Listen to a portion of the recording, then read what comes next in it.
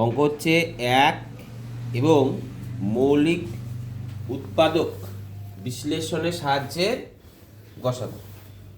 তাহলে আমি সবসময় এই 66 আর 84 গসাগু যদি বের করতে বলে তাহলে আমি এক এবং মৌলিক উৎপাদকের সাহায্যে করব। কোনো সবসময় যখন ভাঙবো সবসময়কে মৌলিক সংখ্যা দিয়ে ভাঙবো।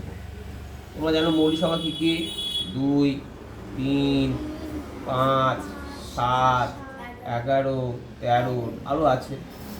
এবং তাছাড়াও এক দিয়েও ভাঙা যাবে, ঠিক আছে? মনে থাকবে, কারণ এক মৌলিক সংখ্যাও না সংখ্যাও না। এবার 2 দিয়ে করলাম প্রথমে, লাস্টে যদি জোর থাকে 2, 4, 6, 8, 0 থাকে তাহলে কত দিয়ে ভাগ যায়? 2 দিয়ে। শিখেছো? হ্যাঁ, এবার কত দিয়ে করে 66, 33। এবার কত দিয়ে যাবে বলো?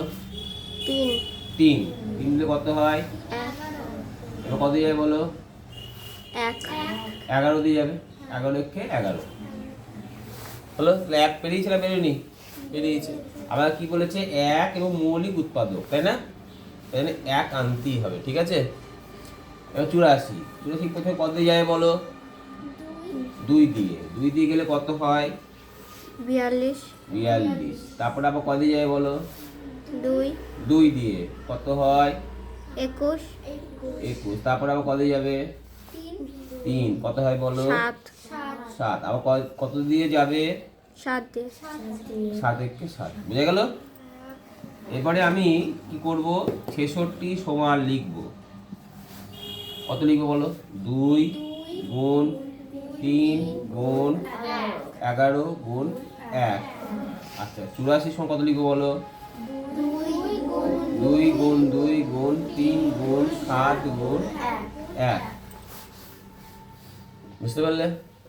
তাহলে অতএব লিখবে 66 ও 84 এর গসাগু। দেখো এই দুই কমন যাচ্ছে, তাই 2 লিখবো।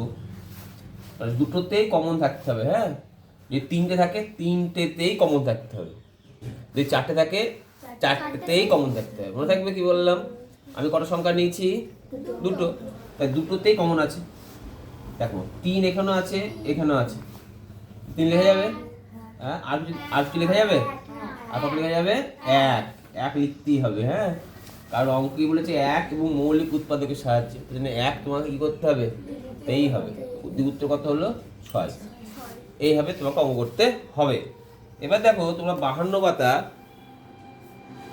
এই ছোট করতে পারছিস না?